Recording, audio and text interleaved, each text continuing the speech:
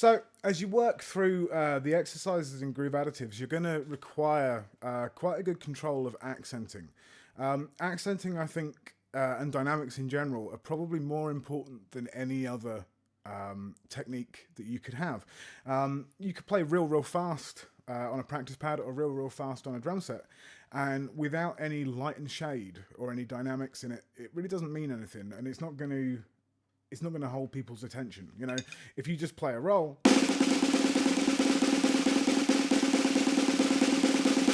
for ages and ages and ages with no dynamics in it, it doesn't hold people's attention at all. But by contrast, if you play something that's much slower, so the underlying roll is like here, but I sort of put accents through that,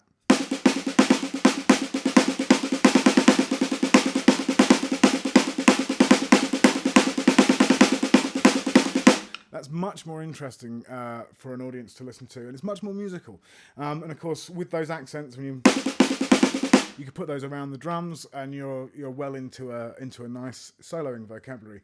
Now, you can go through musically and look at musical accent patterns pretty much for the rest of your life. But it's a really good idea to sort of formalize it and learn to play each position in a given subdivision. So we're going to look at 16th notes here, which obviously you could reapply to 8th notes, and you can do exactly the same process through triplets. So we're dealing with 16 notes. We're going 1E and a 2E and a 3E and a 4E and a, and we're going to split that into its individual note value groups of 4. 1, 2, 3, and 4. And we're going to start off by accenting the first note of each group of 4, or the number if you're counting it. So it's 1E and a 2E and a 3E and a 4E and a 1E and a 2E and a 3E and a 4E and a 1E and a 2E and a 3E and a 4E and a 1E and a 2E and a 3E and a 4E and a 1.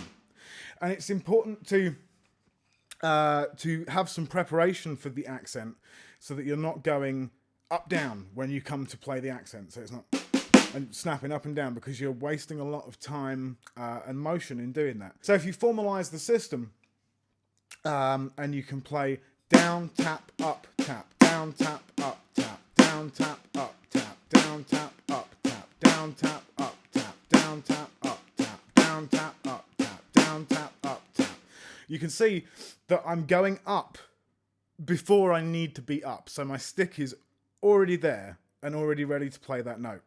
And you can permeate that through the entire accent exercise. So you get down, tap, up, tap, down, tap, up, tap, down, tap, up, tap, down, tap, up, tap, down, tap, up, tap, down, tap, up, tap, down, tap, up, tap, down, tap, up, tap, down. And the upstroke, if I'm doing it what we would call informally, in other words with a molar motion, the upstroke doesn't require motion. If I move the stick upwards like that, it's just going to hit the pad. So it's one more thing that I'm not doing in order to do that. You can play it formally too. You can go.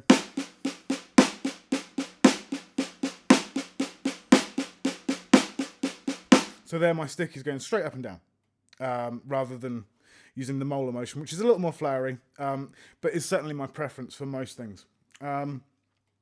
So you've got down, tap, up, tap, down, tap, up, tap, down, tap, up, tap, down, tap, up, tap. And that's on the downbeat. 1, 2, 3, 4. 1, 2, 3, 4. And then if you move it one note along, that's going to land on the E. So it's going to be on the left hand. That's going to go 1E and a 2E and a 3E and a 4E and a 1E and a 2E and a 3E and a 4E and a. And then one more note along again. It's going to land on the and. It'll be back on the right hand. 1E and a 2E and a 3E and a 4E and a 1E and a 2E and a 3E and a 4E and a. And then one more note along again. So the last note of the group of 4 lands on the It's going to land on the left hand. 1E and a 2E and a 3E and a 4E and a 1E and a 2E and a 3E and a 4E and a. Okay? So you put all of those things together, and you're going to end up with a permutation exercise which runs the accent straight across the group of 4. So you get 1E and a 2E and a 3E and a 4E and a.